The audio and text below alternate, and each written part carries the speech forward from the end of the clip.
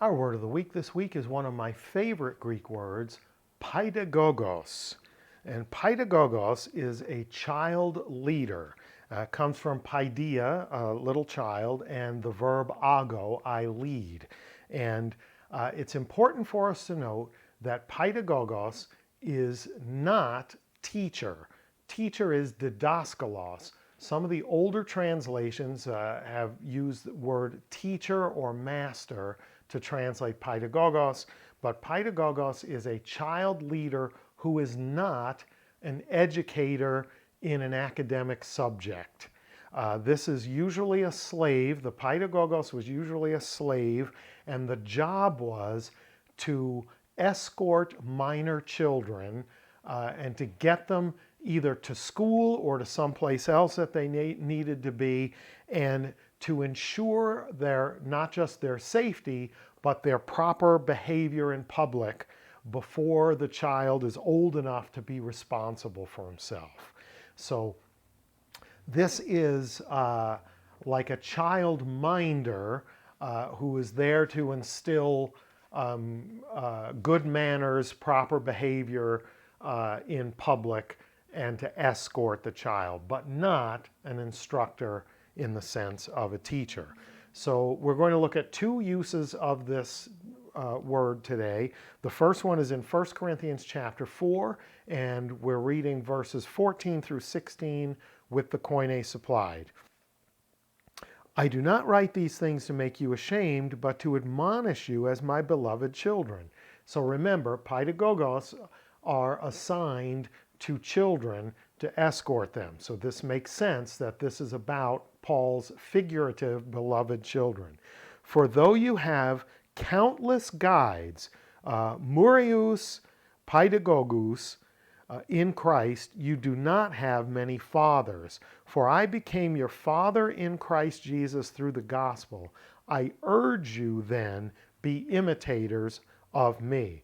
So Paul says that they have had murius paidagogus. Murius is the plural of murios. We get the English myriad from it, and it literally means 10,000, right? So Paul says, you have 10,000 child leaders, paidagogus in the plural, but not many fathers. So did they really have 10,000 paidagogus? No, right? But that's why the ESV translates it countless. It's figuratively so many you can't count, but it's literally 10,000. So you've had countless child leaders guarding your behavior, trying to get you where you need to go without you making fools of yourselves. But you haven't had many fathers. And then he says, what I'm encouraging you to do as you mature and grow is to be an imitator of me, Paul, your spiritual father. Pretty interesting stuff. So the guides that they had were concerned with their public performance, but now, as they're approaching maturity, Paul wants them to conduct themselves not because there's somebody watching over them to smack them on the ear if they misbehave, but because they want to represent their family in a better way. So let's move on and look at the second use. This is Galatians chapter 3, verses 24 through 26. So then, the law was our guardian, paidagogos, until Christ came, in order that we might be justified by faith.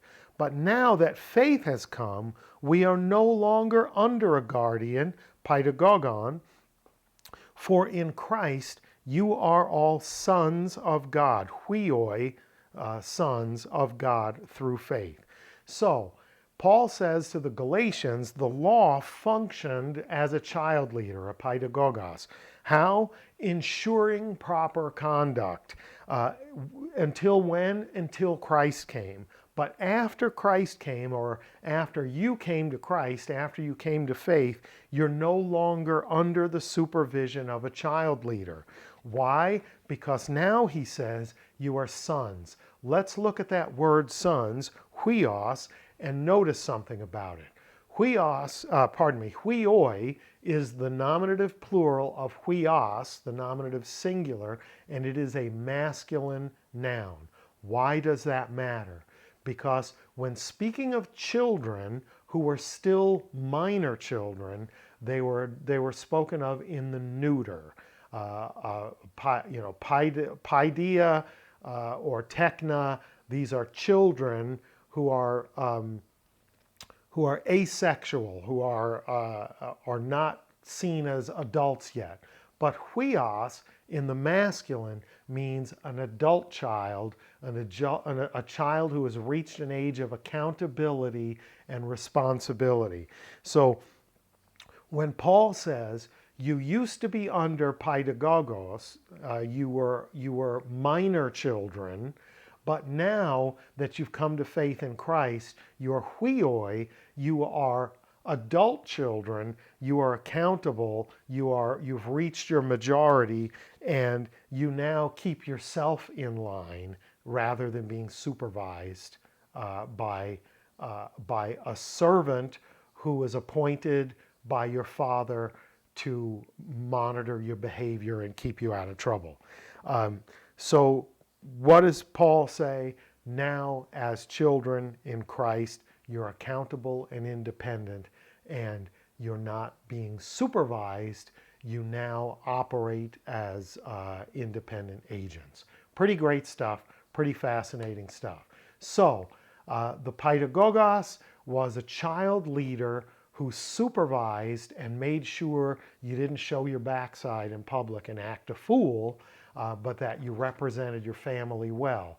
But for all children, there comes a point when we expect them to reach maturity and no longer need that sort of nanny to keep you in line, but you would conduct yourself responsibly and maturely and represent your family accordingly.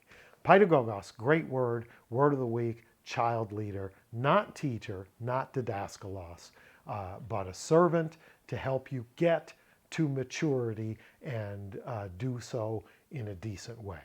Thanks for watching. Hope you enjoyed it. See you next time. Charis Kai Rene Humin. Grace and peace to you.